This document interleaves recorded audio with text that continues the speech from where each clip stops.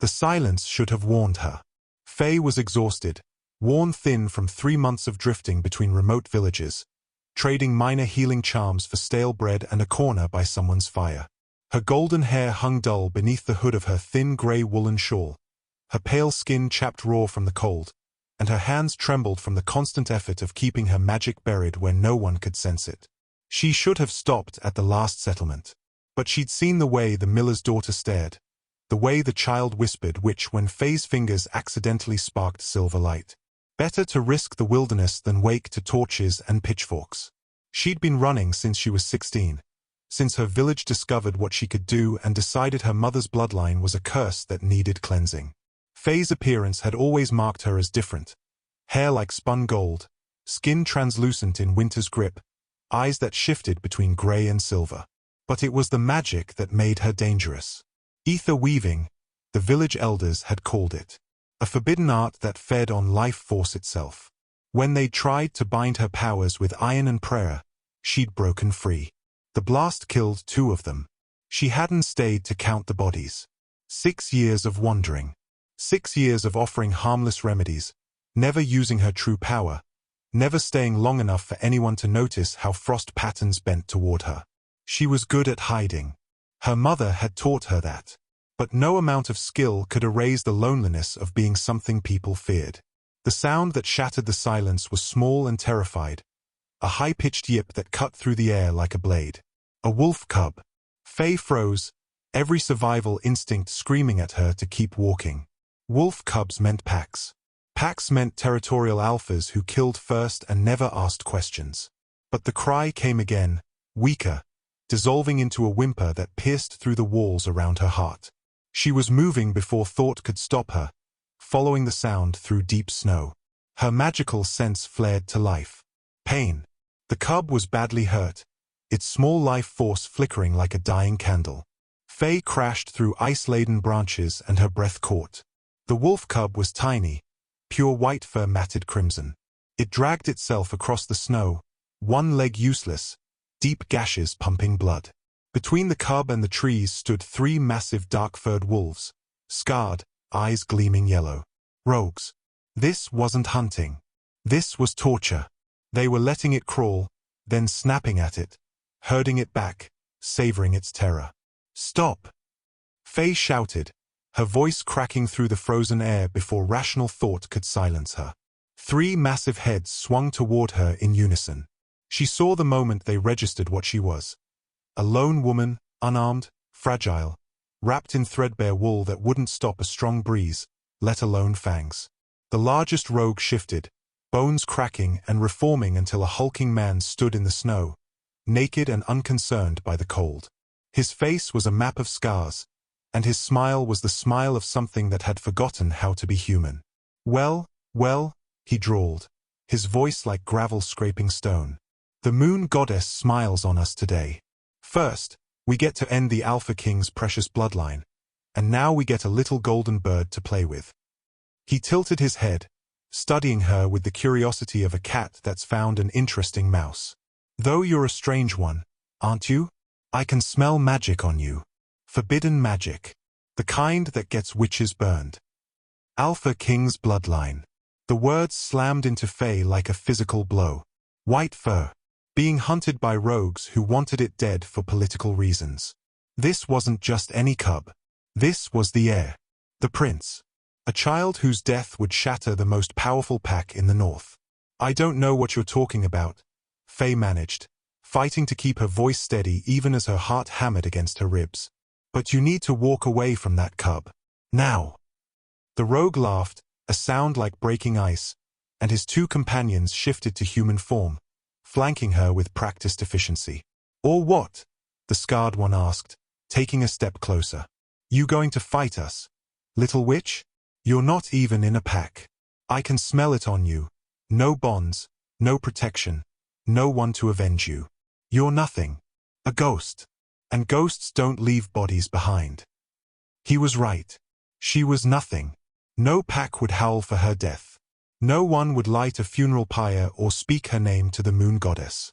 When she died, and she had no illusions about her chances against 3 rogue warriors, the Winterlands would swallow her, and it would be as if she'd never existed. Faye had spent 6 years being nobody. 6 years swallowing her power, shrinking herself, surviving but never living. She was so goddamned tired of it. Tired of running. Tired of hiding. Tired of walking past suffering because getting involved was too dangerous, too risky, too likely to end with her death. She looked at the cub again. Those blue eyes were dimming. Minutes left. Maybe. She could walk away. Save herself. Let wolf politics sort themselves out like she always did. But then who would she be? What would survival matter if this was the cost? If she could watch a baby die because saving him was inconvenient, maybe it was time to stop surviving and start mattering. Even if she only mattered for 5 minutes. You're right, Faye said quietly, letting her hands fall to her sides. Silver light began to spark between her fingers, fractal patterns of frost spreading across her palms. I am nothing, which means I have nothing left to lose. But that child, she said, her voice resonating with otherworldly harmonics as magic saturated every cell of her body. You're not going to touch him. The ether responded to her call like a lover returning home, surging up from the core of her being where she'd imprisoned it for years. Power flooded her veins, burning and freezing simultaneously, and the air around her crystallized into geometric patterns of light. She opened her hands, and the world exploded into silver light. She opened her hands, and the ether answered. Zeb lunged first, shifting mid-leap into his wolf form, jaws aimed for her throat. The other two followed, a coordinated attack meant to overwhelm before she could react. Faye didn't run, didn't flinch. She simply let go. The ether exploded outward in a shockwave of pure silver light, a nova of crystallized magic that turned the air itself into shrapnel. It caught Zeb mid-flight, and for one frozen instant, Faye saw the terror in his eyes as he realized what he'd underestimated. Then the magic tore through him, flash freezing every cell, every drop of blood, turning flesh to ice from the inside out. He shattered before he hit the ground, fragments of frozen wolf scattering across the pristine snow like grotesque diamonds. The other two rogues didn't even have time to scream. The wave of ether consumed them where they stood, their bodies crystallizing in poses of eternal attack. The magic didn't stop, it radiated outward, killing the trees, turning the ground beneath her feet to permafrost, spreading death in a perfect circle with Faye at its center. And then it turned inward. Faye gasped as the ether, having destroyed everything external, began feeding on the only life force left available, hers. She'd known this would happen. Ether weaving didn't draw power from the air or the earth like other magics.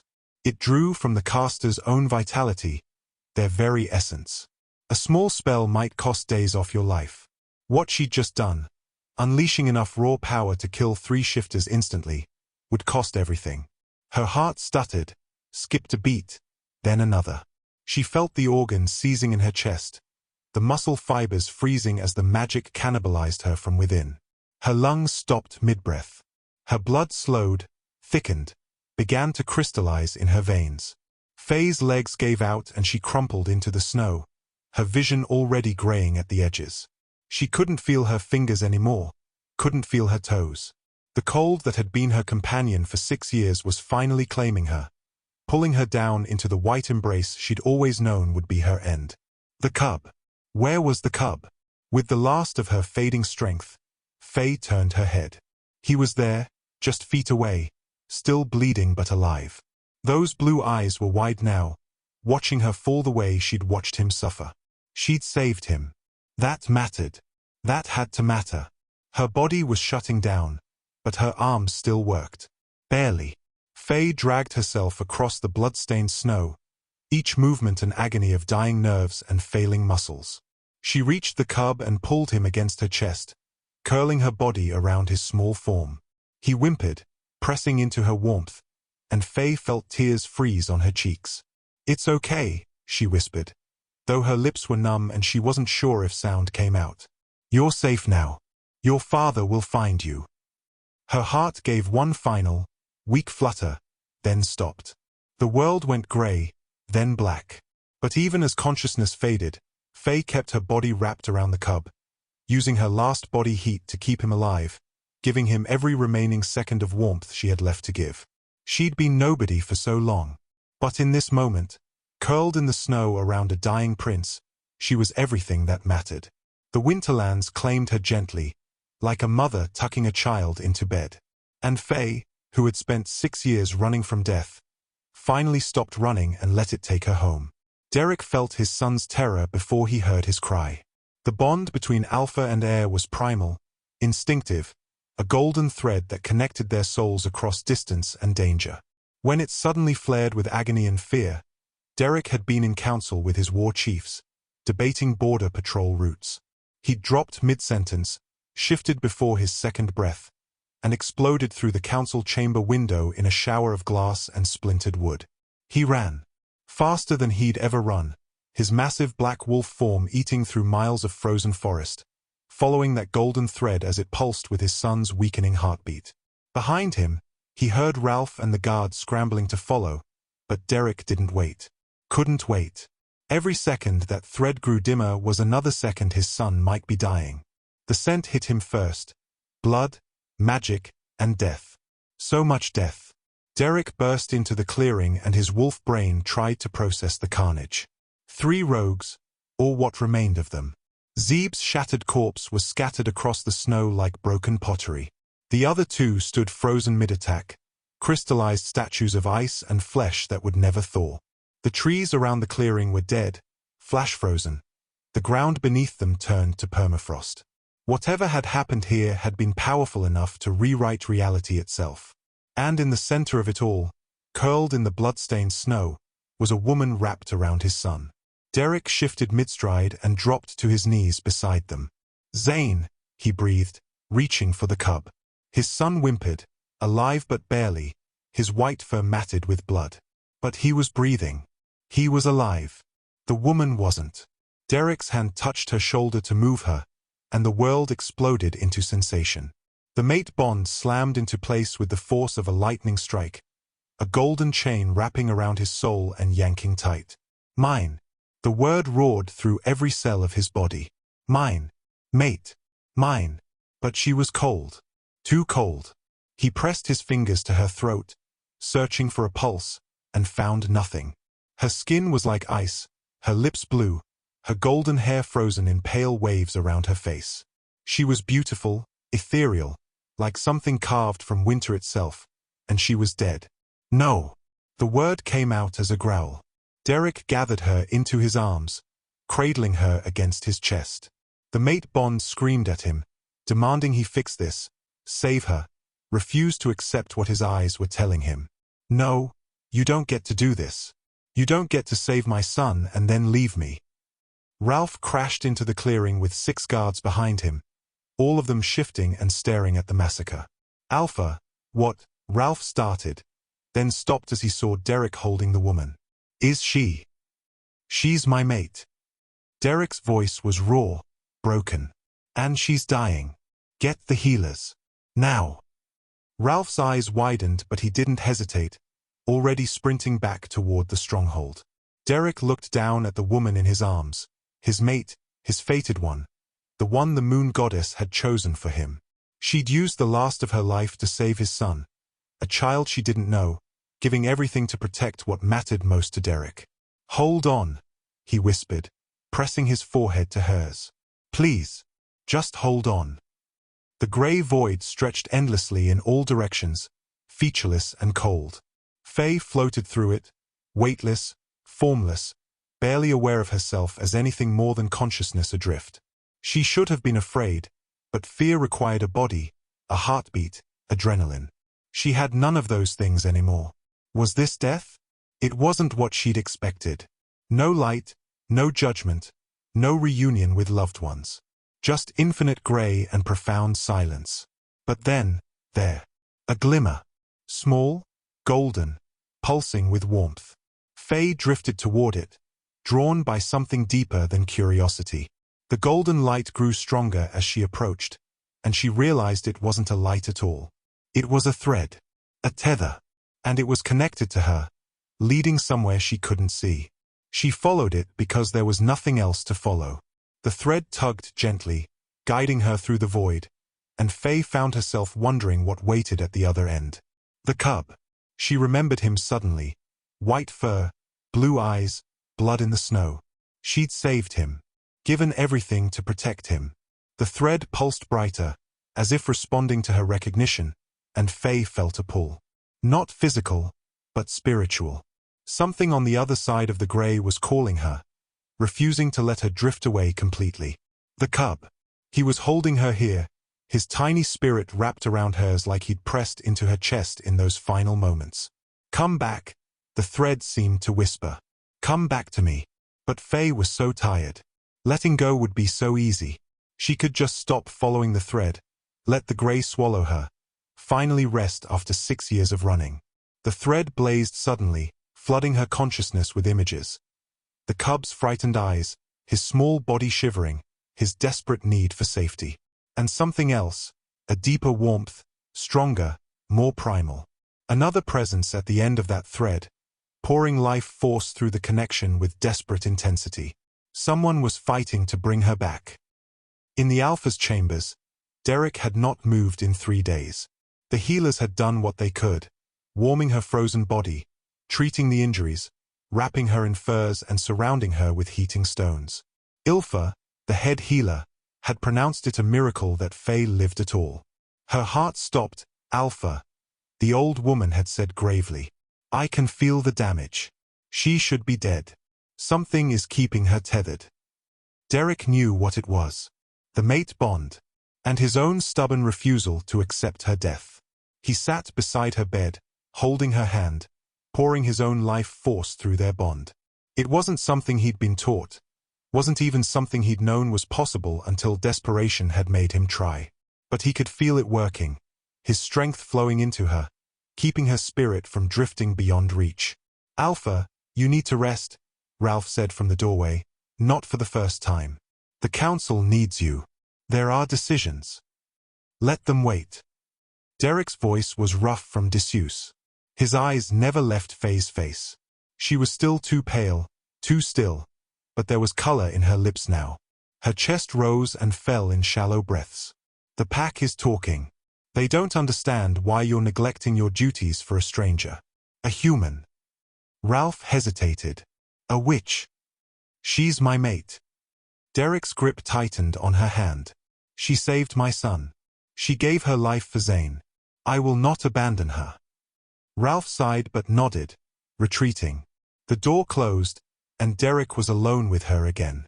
Zane was recovering in the nursery, his injuries healing with the resilience of youth.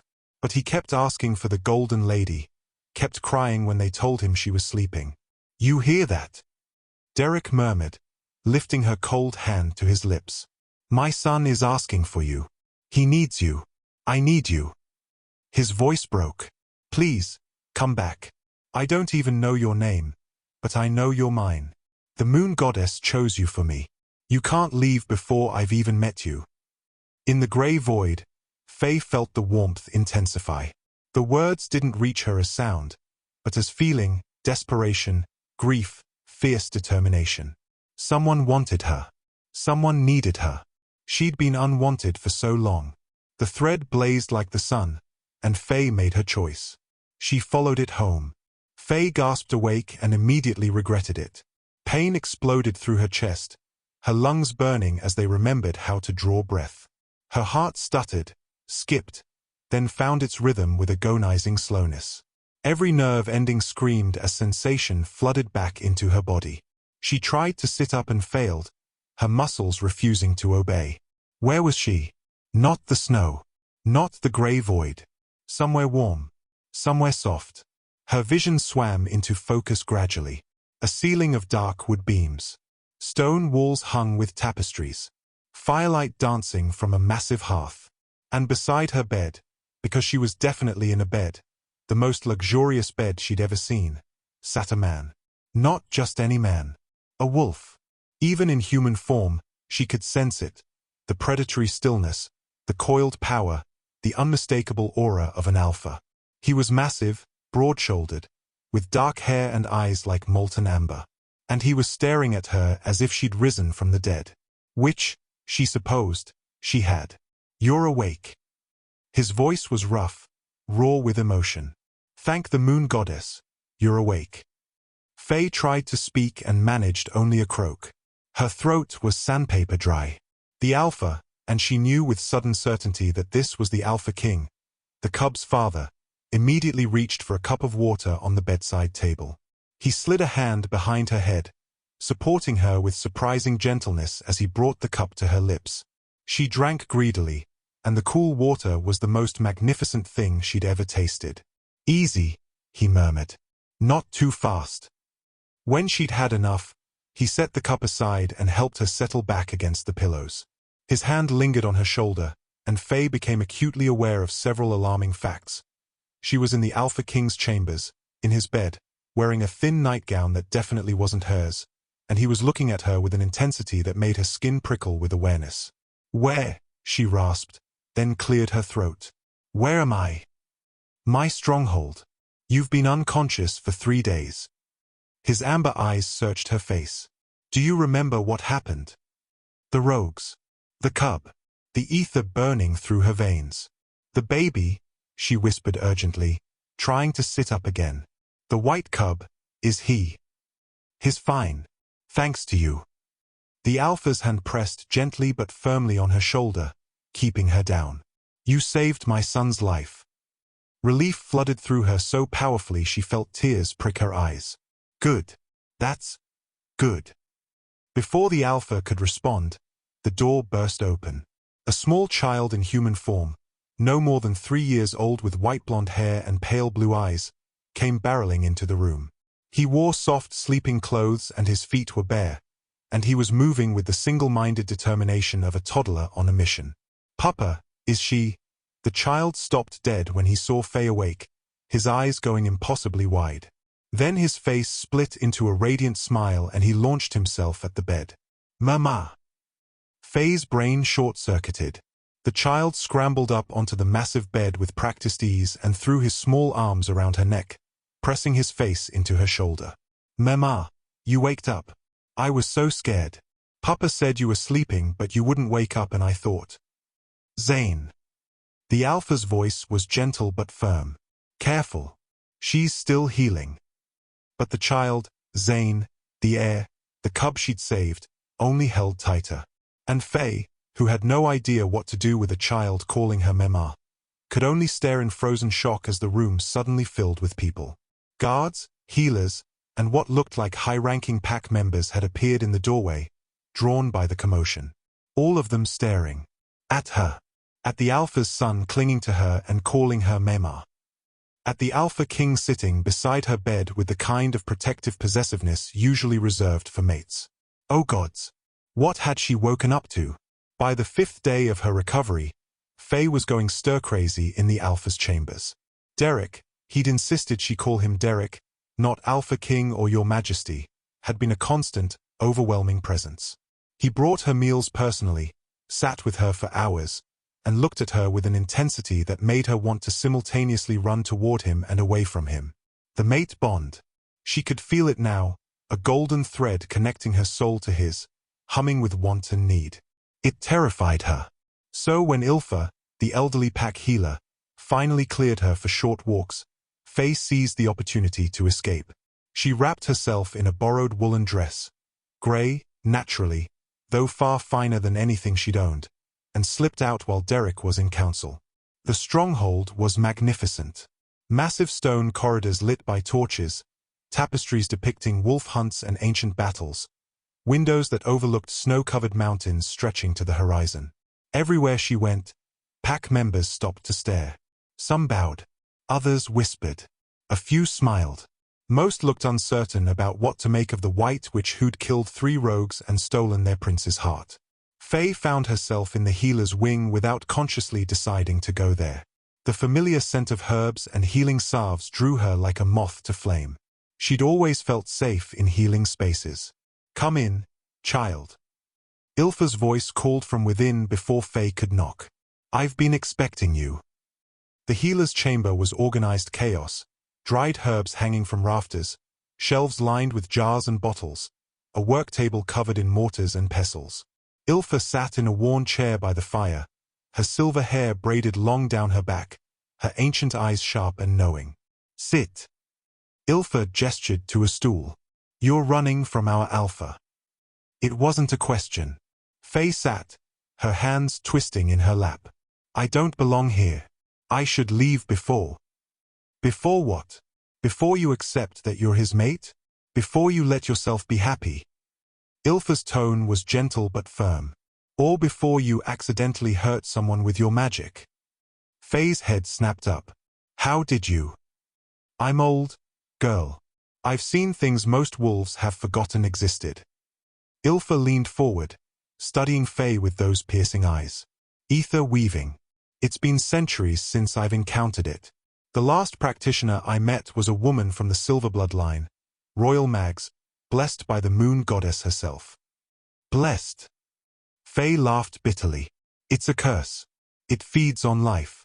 It killed 2 people in my village when I lost control. It nearly killed me in the clearing. It nearly killed you because you used it alone, without an anchor." Ilfa reached out and grasped Faye's hand. Her touch was warm, grounding. Ether magic was never meant to be wielded in isolation. The ancient texts speak of it as bond magic, strongest when channeled through connection. Love, family, mates. Faye tried to pull her hand away. "I can't risk it. What if I hurt Derek? Or Zane?" "Child, you already poured your life into saving Zane. And Derek poured his life into saving you. The bond works both ways.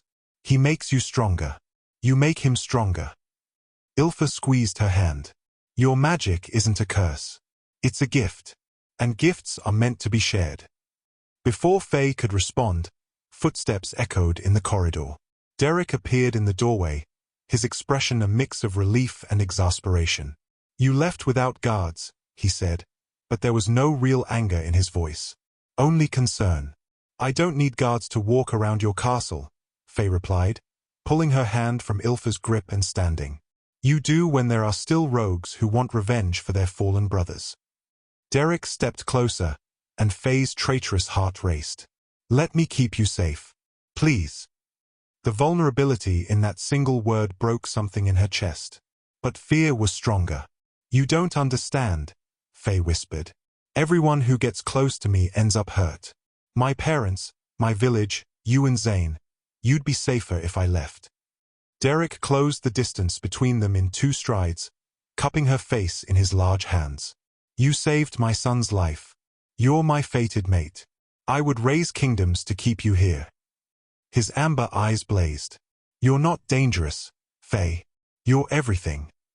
And Faye, who had run for 6 years, found she had nowhere left to run. The rumors reached the stronghold before the threat did. Merchants traveling through border territories brought whispers.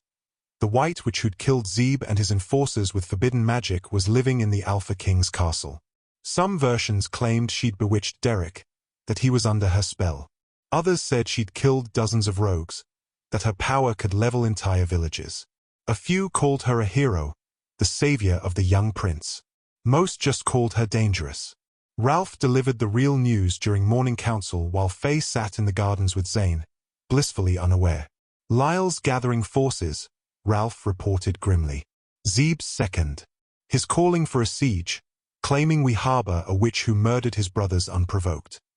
Derek's jaw clenched. "Zeeb was torturing my son when she intervened. There was nothing unprovoked about it." "We know that. They don't care." Ralph spread a map across the council table. "Reports say he's gathered at least 50 rogues, maybe more. They're calling it retribution." "It's an excuse," one of the war chiefs growled. "They've wanted to challenge your rule for years. The witch is just justification." Derek's fist came down on the table hard enough to crack wood. "She has a name. And she's my mate. Any wolf who disrespects her answers to me." The room fell silent. "Fortify the gates," Derek ordered. "Double the patrols. If Lyle wants war, he'll find one." In the castle gardens, Faye was discovering that Zane was a relentless fountain of questions. "Why is your hair gold? Papa's is dark and mine is white, but yours is like the sun." The boy sat beside her on a stone bench, small legs swinging, completely at ease.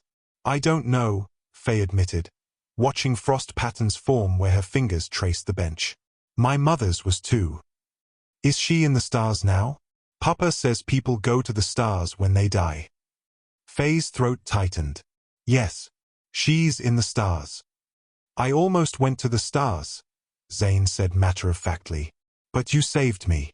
You made the bad wolves go away. He looked up at her with those impossibly blue eyes. Are you really my mama now?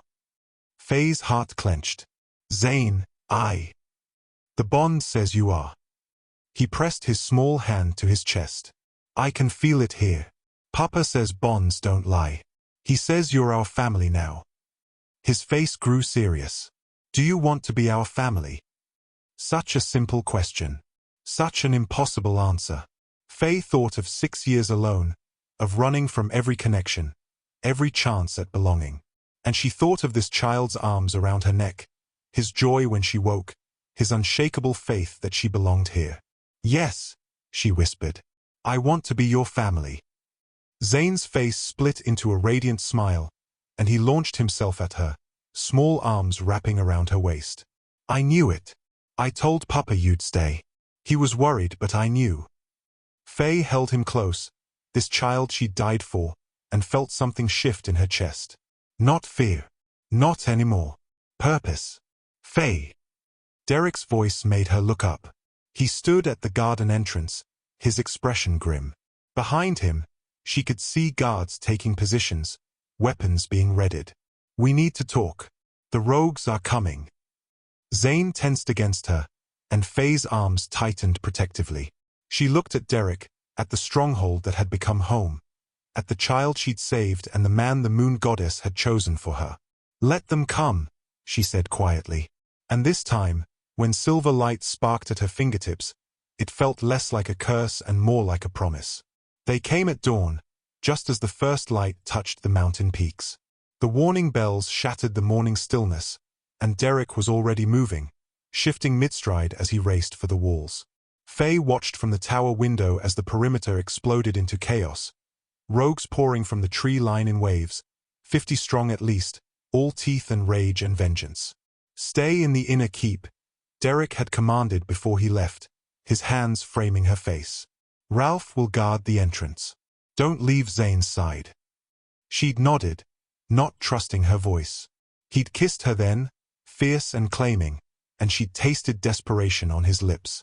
Then he was gone, his massive black wolf form leaping from the tower balcony to join the fray below.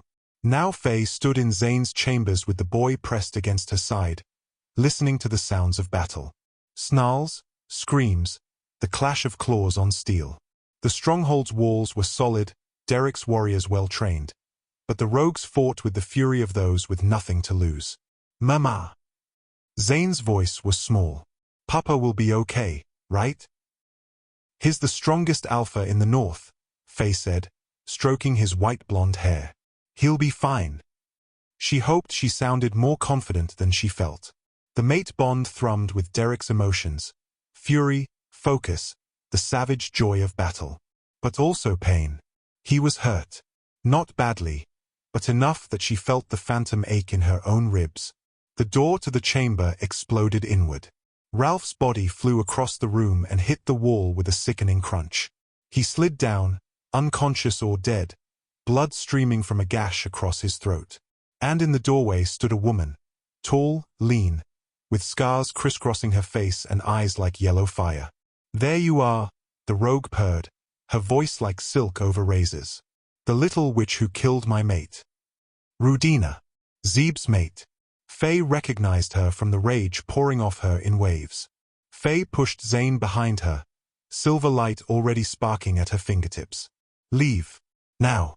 Or I'll do to you what I did to him. Rudina laughed and shifted, her wolf form lean and deadly, built for speed and killing. She prowled forward, circling, forcing Faye to turn to keep Zane protected. You think your magic will save you twice? I've heard the stories. Witch. It nearly killed you last time. How much life do you have left to spend? Not enough. That was the truth. If Faye unleashed the ether again like she had in the clearing, it would drain her completely. She might win, but she'd die. And Zane would be left with two bodies instead of one protector. Rudina lunged. Faye threw up a barrier of crystallized air, and the wolf slammed into it, snarling. But the effort cost her. She felt her heart stutter, her vision gray at the edges. Too much. It was too much. Mama! Zane cried out, and his small hand grabbed hers. The mate bond blazed to life. Faye gasped as power flooded through her, not her own life force draining away, but Derek's strength pouring in through the golden thread connecting them. And beneath it, smaller but no less fierce, Zane's spirit joined the flow. Family. Pack. Bond. Ilfa's words echoed. Bond magic. Strongest when channeled through connection. Faye stopped trying to hold the ether alone. She opened herself to the bond, let Derek's wild strength and Zane's innocent faith flow through her, and wove it all into silver light. When Rudina lunged again, Faye didn't create a barrier. She created a spear of pure ether and drove it through the rogue's heart. The wolf's body hit the floor and didn't move. Faye stood over it, breathing hard, silver light still crackling around her fingers. But her heart beat strong and steady. Her vision was clear. She wasn't dying. The bond had kept her whole. Mama, you did it. Zane threw his arms around her waist. You didn't fall down this time. Faye held him close, tears streaming down her face. Through the mate bond, she felt Derek's surge of relief and pride. He'd felt it all, her fear, her triumph, her survival. I'm okay, she sent along the thread. We're both okay. His response was pure emotion. Mine. My mate. My family. And Faye, who had spent 6 years believing her magic would kill anyone who loved her, finally understood the truth. She wasn't dangerous. She was protected. And she could protect in return. The battle was won by midday, though the cleanup would take days. Derek returned to find Faye sitting on the floor of Zane's chambers, his son asleep in her lap, Rudina's body already removed by guards. Ralph was being tended by healers, alive, thank the moon goddess, though he'd bear impressive scars. Derek shifted and dropped to his knees beside them, running his hands over Faye's face, her shoulders, checking for injuries he knew weren't there but needed to confirm with touch. You're hurt, Faye said, noting the gashes across his chest, already healing but still raw. I'm fine. Derek cupped her face, his thumb brushing away tears she hadn't realized were still falling. You used the bond. I felt it. Ilfa was right. It doesn't drain me when I'm not alone. Faye's voice broke. I was so afraid of hurting you, but you made me stronger. We make each other stronger. Derek pressed his forehead to hers. That's what mates do. That evening, the pack gathered in the great hall. The victory feast was subdued. Too many lost, too many wounded, but there was relief in the air. The rogue threat was ended. Lyle had fallen in battle, and the survivors had scattered. Derek stood at the head of the hall, Faye beside him, Zane tucked between them. The boy refused to leave her side, his small hand clutching her dress. My pack, Derek's voice rang out, commanding silence. Today we faced those who would destroy us, and we stood firm. But our victory is owed to one who is not yet pack. He turned to Faye, and she saw the wolves watching, waiting. Faye gave her life to save my son. She stood against assassins to protect our heir. She is my fated mate, chosen by the moon goddess herself.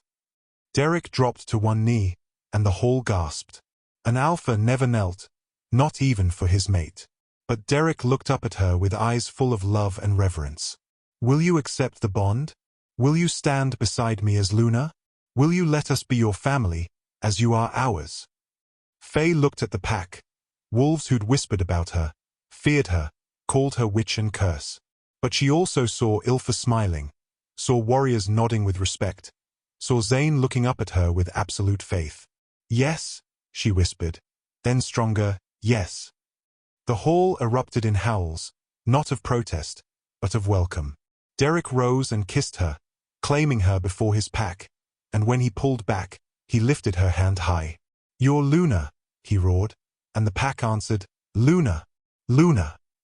That night, Beneath the northern lights that danced green and silver across the sky, Derek took Faye to the sacred grove where lunas were crowned. He placed a circlet of silver and moonstone on her golden hair, and she felt the pack bonds settle into place, hundreds of threads connecting her to every wolf in the stronghold. She was no longer nobody. She was Luna. Mother. Mate. Home. Zane stood beside them in his little ceremonial robes, holding both their hands. "I told you she'd stay," he whispered to Derek, and Derek laughed. "You did, little wolf. You did." Faye looked at her family, her mate, her son, her pack, and felt the ether hum contentedly in her veins. No longer a curse. No longer a burden. Just magic, woven with love, anchored by bonds that would never break. The Winterlands had tried to kill her. Instead, they'd given her everything. And the golden-haired woman who'd once been nothing was finally, beautifully, everything. 15 years later, Faye stood on the training grounds watching her son, no longer a boy but a young man, spar with his father. Zane moved with deadly grace, his white hair tied back, his strikes precise. Derek circled him, proud and relentless, pushing his heir to be stronger, faster, better. Left side, Zane. Faye called out, and her son adjusted instantly, blocking Derek's feint. Derek grinned at her over their son's shoulder, amber eyes bright with mischief and love. Even after 15 years, that look still made her heart race. Faye's hand rested on her swollen belly, feeling the flutter of life within. A daughter this time, Ilfa predicted. Strong already, her tiny spirit bright in Faye's magical awareness. Pack mother.